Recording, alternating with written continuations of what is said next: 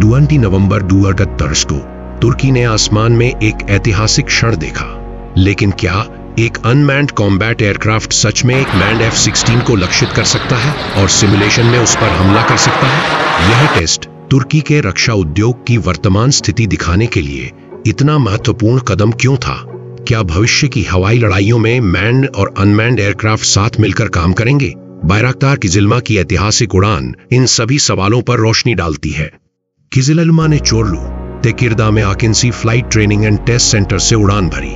उड़ान लगभग 1 घंटा 25 मिनट चली, जिससे वाहन के कुल टेस्ट फ्लाइट समय 25 घंटे हो गया। उड़ान ऊंचाई 10 फीट मापी गई। टेस्ट सिनेरियो में 2 F-16 शामिल थे।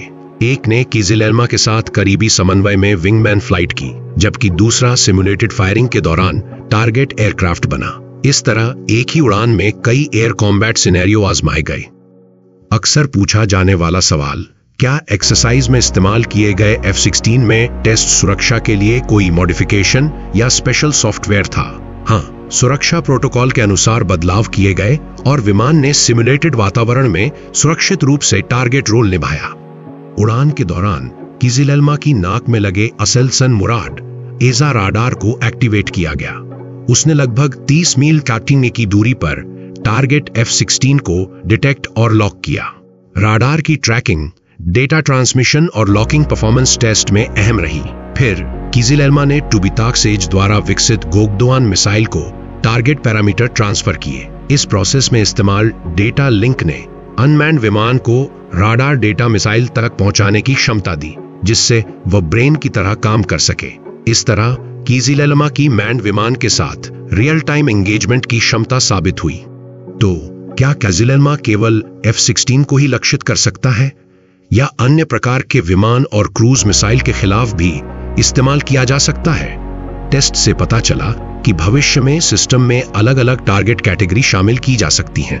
उदाहरण, सिस्टम को टैक्टिकल जेट्स, दुश्मन UAV और क्रूज मिसाइल को इंगेज करने के लिए भी बढ़ाया जाएगा। इससे अनमैन्ड एयरक्राफ्ट को व्यापक एयर टू एयर कॉम्बैट क्षमता मिलेगी।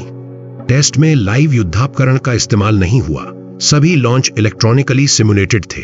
राडार डेटा डॉन मिसाइल तक ट्रांसफर किया गया और मिसाइल के टारगेट पर हिट करने की संभावना सिमुलेशन एल्गोरिदम से आंकी गई। डायरेक्ट हिट का फैसला राडार की सटीकता, मिसाइल की उड़ान प्रोफाइल, टारगेट के manoeuvre model, electronic tracking time और मिसाइल सॉफ्टवेयर पर आधारित फायरिंग एल्गोरिदम को ध्यान में रखकर लिया गया। यह सिमुलेशन भविष्य के लाइव फायर टेस्ट के लिए सुरक्षा सुनिश्चित करने में अहम कदम है।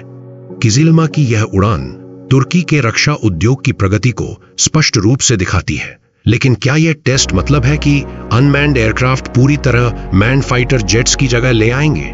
नहीं, लेकिन अनमैन्ड एयरक्राफ्ट जोखिम भरे मिशन में अग्र पंक्ति में रहेंगे और मैन्ड जेट्स के साथ मिलकर काम करेंगे। इसके अलावा टेस्ट ने तुर्की के 5वीं पीढ़ी के फाइटर जेट KIAN के साथ पोटेंशियल सिनर्जी भी दिखाई, जिसमें KIAN लीड एयरक्राफ्ट रहेगा और किजिलमा अनमैन्ड विंगमैन बनेगा। टेस्ट के दौरान किजिलमा ने उच्च ऑटोनॉमी के साथ उड़ान भरी। हालांकि फ्लाइट मैनेजमेंट, सुरक्षा प्रोटोकॉल और एंगेजमेंट लिमिट्स मानव ऑपरेटर द्वारा नियंत्रित किए गए। ऑपरेटरों ने उड़ान सुरक्षा और सिमुलेशन सटीकता सुनिश्चित करने के लिए महत्वपूर्ण पलों में हस्तक्षेप किया, खासकर target locking, missile data transmission और फ्लाइट पथ में मानव हस्तक्षेप आवश्यक था। इसका मतलब है कि अनमैन्ड सिस्टम अभी मानव देखरेख पर निर्भर हैं। किजिलमा के साथ ऐसे समकालिक टेस्ट पूरी दुनिया में सीमित देशों द्वारा देखे जा रहे हैं।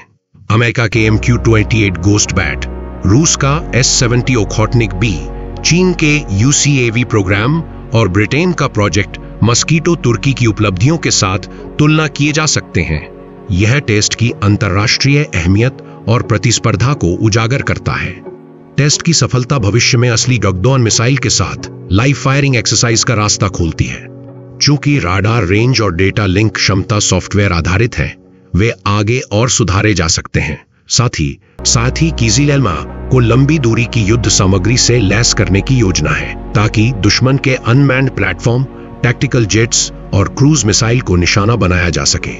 इस प्रकार के टेस्ट अंतर्राष्ट्रीय एयरस्पेस नियमों और सुरक्षा प्रोटोकॉल के अनुसार होते हैं। टेस्ट नियंत्रित क्षेत्रों में आयोजित किए जाते हैं, सभी डेटा कनेक्शन सुरक्षित प्रबंधित किए जाते हैं और उड़ान मार्ग एयर स्पेस रेगुलेशन के अनुसार निर्धारित होते हैं। इस तरह संचालन स्थानीय और अंतर्राष्ट्रीय सुरक्षा मानकों के अनुरूप होता है।